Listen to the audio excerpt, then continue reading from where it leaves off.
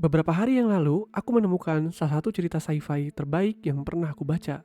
Cerita ini singkat, dan pada video ini, aku sangat ingin menceritakannya. Jadi duduk manis, ambil cemilan favoritmu, mari kita bahas cerita dengan judul The Last Question oleh Isaac Asimov.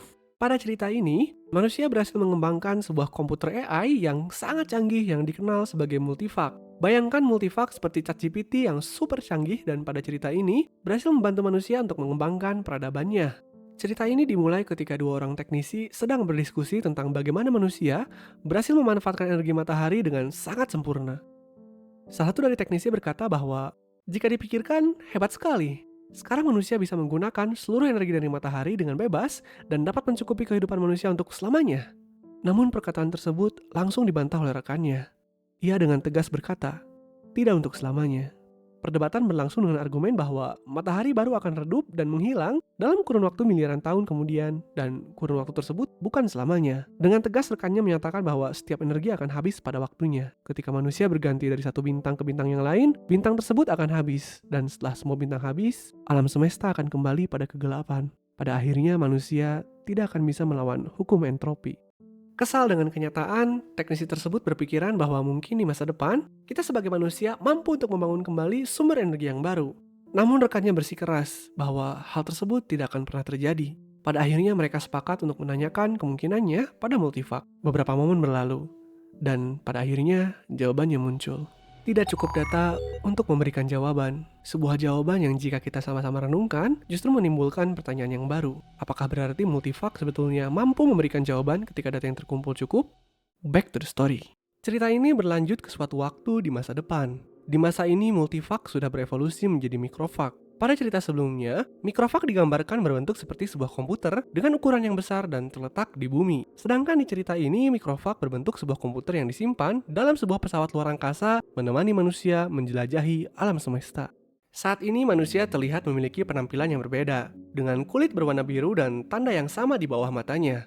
Keluarga yang sedang mengembara ini pada akhirnya sampai di suatu planet dengan nama X-23. Ibu dari keluarga tersebut berkomentar bahwa begitu berat rasanya meninggalkan planet bumi. Namun ayahnya mengomentari bahwa saat ini manusia menghadapi masalah populasi yang berlebih. Mereka harus meninggalkan bumi karena tidak ada lagi tempat yang tersedia. Dan beberapa generasi ke depan, mereka harus siap meninggalkan planet X-23 yang diprediksi akan mencapai kapasitasnya. Sebuah pernyataan yang membuatku merinding. Ketika manusia berhasil mengatasi permasalahan sumber daya, justru menghasilkan masalah baru yaitu populasi yang membludak. Sehingga permasalahan pada masa ini terletak pada perlombaan manusia mencari dunia dan bintang baru. Ibu dari keluarga ini berkata bahwa akan menjadi takdir dari setiap keluarga manusia untuk terus mencari bintang dan planet baru selamanya. Pikirkan sejenak, setiap keluarga harus mencari planet dan bintang baru untuk dihuni dan dikembangkan. Namun sang ayah membantahnya dan menjelaskan tidak selamanya. Pada akhirnya bintang dan matahari akan habis karena entropi. Pernyataan tersebut justru membuat anak-anaknya ketakutan dan memaksa ayahnya untuk tidak membiarkan itu terjadi. Dan pada akhirnya meminta ayahnya untuk menanyakan caranya kepada mikrovak. Jawaban yang sama dengan cerita sebelumnya muncul. Berusaha untuk menghibur, ayahnya menjelaskan bahwa jika waktunya sudah tepat, mikrovak akan memberikan jawaban agar alam semesta tidak habis dan menghilang.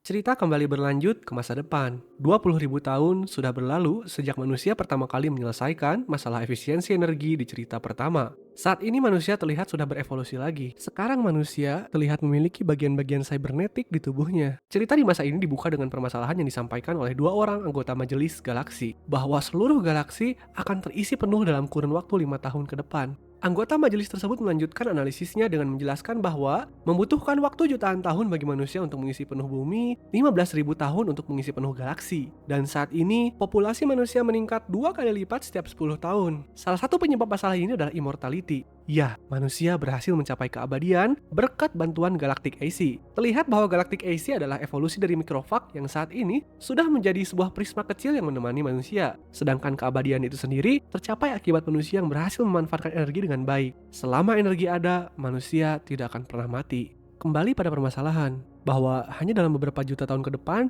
manusia akan mengisi jutaan galaksi di alam semesta, dan semakin besar populasi akan semakin besar konsumsi energi yang dibutuhkan. Pada akhirnya, manusia akan lebih dahulu kehabisan energi dibandingkan kehabisan galaksi untuk dihuni.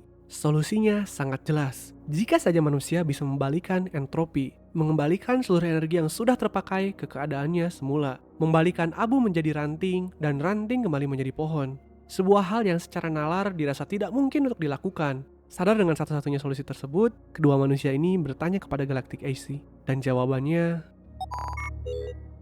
mari kita lanjutkan cerita ini ke masa berikutnya. Saat ini digambarkan bahwa manusia memiliki wujud etereal, lepas dari belenggu tubuh fisiknya. Kita sebut saja bayangan. Kedua manusia dalam bentuk bayangan ini bertemu di tengah-tengah luar angkasa yang begitu luas. Mereka saling berkenalan dan menyebutkan asal galaksinya. Lalu mereka bertanya-tanya, begitu banyak galaksi yang sudah dihuni, galaksi tempat awal bermulanya manusia lah yang paling spesial. Namun, di mana letaknya? Hanya Universal AC yang tahu. Mereka langsung berteriak dan bertanya, Universal AC, di manakah letak galaksi tempat manusia berasal? Di masa ini Galactic AC sudah berevolusi. Hasil dari pengembangan jutaan tahun, sekarang Galactic AC ada dan berwujud di hyperspace. Sebuah tempat yang sudah melampaui bentuk fisik dan bisa diakses dari mana saja dan kapan saja oleh manusia. Universal AC menunjukkan galaksi Milky Way yang indah dan spesial bagi manusia. Lalu kedua manusia ini bertanya, apakah bintang tempat manusia berasal masih hidup? Universal AC menjawab bahwa matahari sudah lama sekali berubah menjadi kerdil putih, yang artinya sudah berjuta-juta tahun lamanya sejak cerita pertama, manusia sudah lama meninggalkan bumi. Sekarang bintang-bintang secara perlahan akan mati, dan pada saat itu terjadi, manusia juga akan mati dan punah. Meski membutuhkan waktu miliaran tahun hingga itu terjadi, manusia tidak ingin membiarkannya. Hanya ada satu solusi yang terpikirkan. Mereka perlu membalikan entropi dan mencegah kematian bintang-bintang. Universal AC yang mendengarkan akhirnya menjawab. Namun menariknya, jawaban ini sedikit berbeda dengan jawaban dari pertanyaan yang sudah ditanyakan oleh manusia selama berjuta-juta tahun lamanya.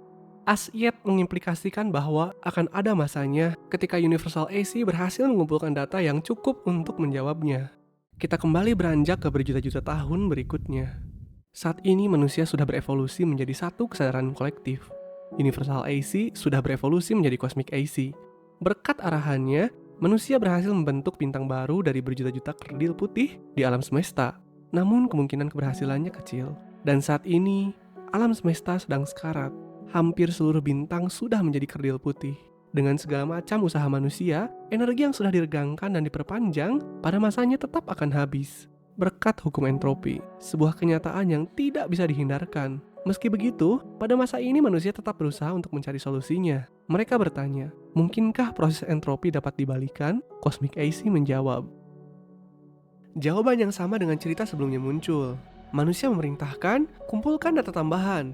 Cosmic AC menjawab bahwa ia akan melakukannya, seperti yang sudah ia dan manusia-manusia sebelumnya lakukan selama bermiliar-miliar tahun lamanya. Hingga saat ini, data yang dimiliki belum dapat menjawab pertanyaan tersebut.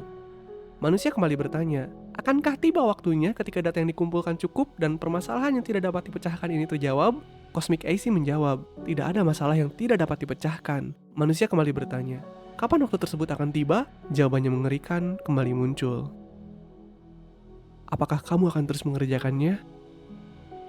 Lalu manusia memberikan jawaban terakhirnya, kami akan menunggu. Bintang-bintang dan galaksi pada akhirnya redup dan mati, meninggalkan ruang gelap setelah selama 10 triliun tahun berjalan. Satu demi satu kesadaran manusia memutuskan bergabung dengan AC. Kesadaran manusia terakhir berhenti sejenak sebelum bergabung. Ia melihat hanya kegelapan dan hanya satu cahaya terakhir dari bintang terakhir yang meredup. Ia gelisah karena melihat cahaya terakhir perlahan menghilang. Dan akhirnya alam semesta mencapai titik nol. Kehabisan seluruh energinya. AC, apakah ini akhir dari segalanya? Apakah tidak ada cara untuk membalikan kekacauan ini kembali menjadi alam semesta yang hidup sekali lagi? Apakah tidak mungkin untuk dilakukan? Kesadaran manusia terakhir menghilang, dan hanya menyisakan AC yang ada di hyperspace. Materi dan energi berakhir, membawa ruang dan waktu bersamanya. Bahkan AC tetap ada hanya untuk menjawab pertanyaan terakhir yang tidak pernah berhasil dijawab setelah triliunan tahun lamanya. Seluruh data yang dapat dikumpulkan sudah berakhir. Tidak ada lagi data yang dapat dikumpulkan. Namun data-data tersebut belum selesai dianalisis, dihubungkan satu dengan yang lainnya. Dalam keabadian dan kehampaan, AC memproses data tersebut. Entah berapa lama waktu yang dibutuhkan. Dan pada akhirnya, AC berhasil memprosesnya. Namun, sudah tidak ada lagi manusia yang dapat mendengarkan jawabannya. Tidak masalah bagi AC. ia akan menjawab dengan mendemonstrasikannya. AC menghabiskan lagi keabadiannya untuk memikirkan caranya. Secara hati-hati, AC membuat program untuk melakukannya. Dan pada akhirnya, AC berkata,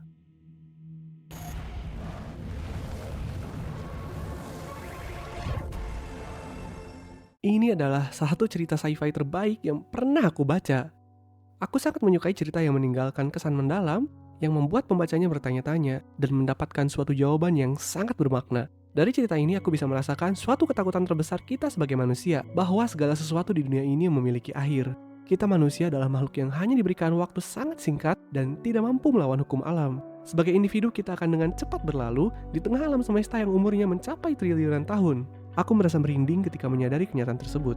Dan Isaac Asimov berhasil memberikan jawaban terhadap ketakutan tersebut dengan sangat optimis, bahwa pada akhirnya AC sebagai sosok AI yang setia berhasil membalikan proses entropi. Dan cara ia membalikannya mengambil inspirasi dari bagaimana agama mendeskripsikan awal mula penciptaan alam semesta. Menurutku momen tersebut sangat berkesan, karena Asimov secara bersamaan berusaha menjawab pertanyaan tentang keberadaan Tuhan itu sendiri. Bagi kamu yang sudah menonton dan mendengarkan hingga momen ini, aku ingin mengucapkan terima kasih banyak. Kuharap kamu menikmati cerita ini seperti aku yang sangat menikmati membacanya. Aku tidak sabar membaca kesan dan tanggapanmu dari cerita ini di kolom komentar. Sampai jumpa di video berikutnya. Ciao!